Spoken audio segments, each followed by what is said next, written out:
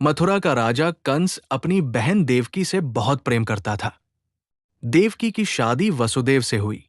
शादी के बाद आकाशवाणी हुई, देवकी का 8वां पुत्र कंस के अंत का कारण बनेगा। कंस डर गया और तुरंत देवकी वसुदेव को जेल में डाल दिया। देवकी के जितने भी बच्चे हुए, कंस ने एक एक को मार डाला। जब 8वां पुत्र जन्मा, जेल में दिव्य प्रकाश फैल गया। सैनिक सो गए, ताले टूट गए, दरवाजे खुल गए। वसुदेव नवजात कृष्ण को लेकर तूफानी रात में यमुना पार कर गोकुल पहुंचे। वहां नंद बाबा और यशोदा के घर एक कन्या पैदा हुई थी। वसुदेव ने कृष्ण को वहां छोड़कर उस कन्या को लेकर मथुरा वापस लौट आए।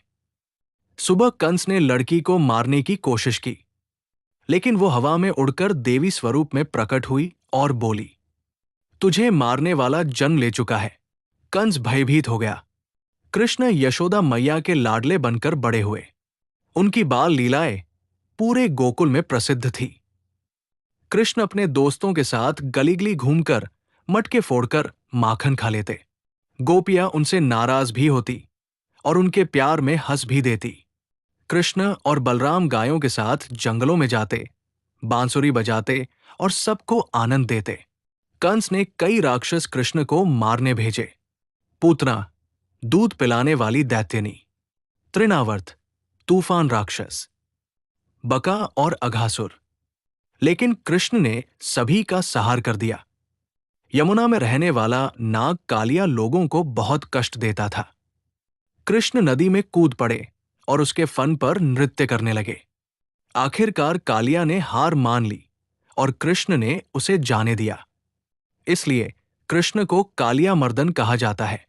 इंद्र देवता ने गोकुल पर मूसलाधार बारिश कर दी। गांव डूबने लगा। तब कृष्ण ने अपनी छोटी उंगली पर गोवर्धन पर्वत उठा लिया और पूरे गांव को 7 दिन तक बारिश से बचाया। इंद्र को अपनी भूल का एहसास हुआ और उसने कृष्ण से क्षमा मांगी। कृष्ण की बांसुरी की धुन सुनकर राधा और वृंदावन की गोपियां मंत्रमुग्ध हो जाती। राधा केवल प्रेम नहीं, भक्ति और आत्मा का मिलन थी। उनका प्रेम संसार को सिखाता है कि सच्चा प्रेम त्याग, सम्मान और पवित्रता होता है। जब कृष्ण युवा हुए, उन्होंने मथुरा जाकर कंस को युद्ध में हराया और मारा। देवकी वसुदेव को कैद से मुक्त कराया और मथुरा को अत्याचार से बचाया। कृष्ण ने यदुवंश को बचाने के लिए समुद्र तट पर नया नगर द्वारका बसाया, सोने जैसे भवनों वाला एक दिव्य नगर। कृष्ण ने पांडवों का साथ दिया, विशेषकर अर्जुन का। जब अर्जुन युद्ध के मैदान में द्वंद्व में थे, कृष्ण ने उन्हें भगवद गीता का उपदेश दिया। धर्म के लिए खड़े रहो, कर्म करते रहो, परिणाम की चिंता मत करो, सत्य और न्याय का पालन करो। ये शिक्षा आज भी दुनिया का मार्गदर्शन करती है। यदुवंश में युद्ध होने लगा और अंततः सभी नष्ट हो गए। एक दिन जंगल में कृष्ण ध्यान कर रहे थे। तभी एक शिकारी ने गलती से उनके पैर में तीर मार दिया। कृष्ण मुस्कुराए और बोले, मेरी लीला अब पूरी हुई, और अपना दिव्य शरीर वही छोड़ दिया। इससे हमें क्या सीखने को मिलता है? प्रेम और भक्ति सबसे बड़ी शक्ति है। बुराई का अंत निश्चित है। कर्म श्रेष्ठ है, फल अपने आप मिलता है।